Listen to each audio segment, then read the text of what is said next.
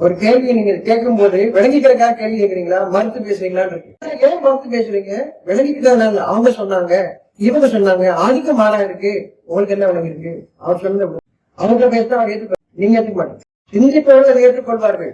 விளங்கிச்சா நீங்க அமைதி அடைவீங்க, கொந்தளிக்க மாட்டீங்க. அப்ப நீங்க தெரிஞ்சுக்கிறக்கான கேள்வி வேற மாதிரி இருக்கும். ஒரு விஷயத்த நான் புரிஞ்சுக்கிறக்காக கேள்வி இருக்கு இல்லையா, அது பணி போல இருக்கும். யாருக்கும் எதிராக நம்ம பேசணும் இல்லையா? யாரை பத்தியா பேசுறோம்? யாருக்கு எதிராகவும் யாரை பத்தியா குறை சொல்றோமோ இல்ல இல்ல, விளங்கிக்கிறதுதான் நம்ம பேசிட்டு இருக்கோம், எல்லாருமே கலந்துட்டு இருக்கோம். அப்போ ஒரு கேள்வி உங்களுக்கு வரும்போது தெரிஞ்சுக்கிறதுக்காக, விளங்கிக்கிறதுக்காக, இன்னும் தெளிவுபடுத்துறதுக்காக அப்படித்தானே இருக்கும்.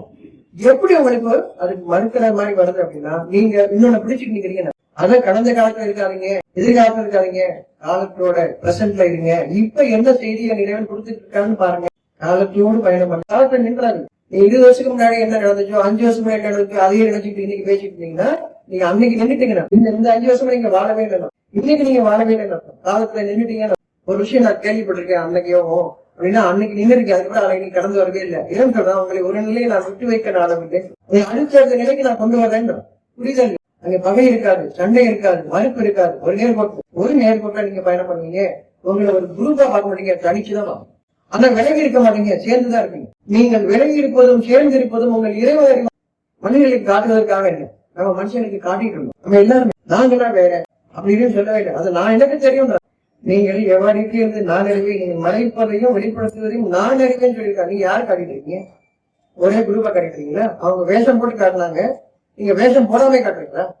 குரூப் இல்ல, நம்ம தனித்தனி வேதத்தின் பக்கம் தனித்தனியாக திரும்புகின்றோம். வேதம் என்னை படிப்பவர்களுக்கும் அதை சிந்திப்பவர்களுக்கும், படிக்கிறவர்களுக்கு எல்லாரும் முடியலாம், சிந்திப்பவர்களுக்கு.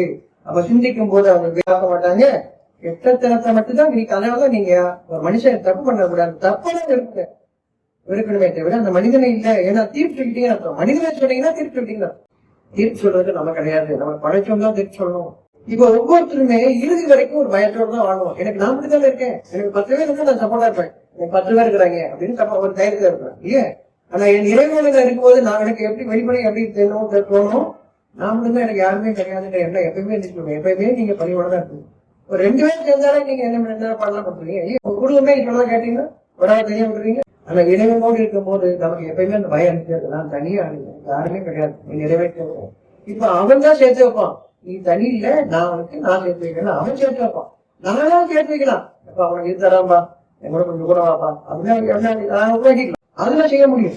ஆனா என் இறைவனுக்காக வர்றது இருக்கே, அதுக்காக வரணும், சுயமாக வரணும். அது அவன் கொண்டு அப்பயும் அவங்க இறைவன் பொருத்தத்துக்காக வரவங்களே தவிர இறைவனுடைய காரியத்தை கொண்டு வருவான். ஆனா எப்பவுமே தனிச்சுதான் உணரும், கூட்டமாக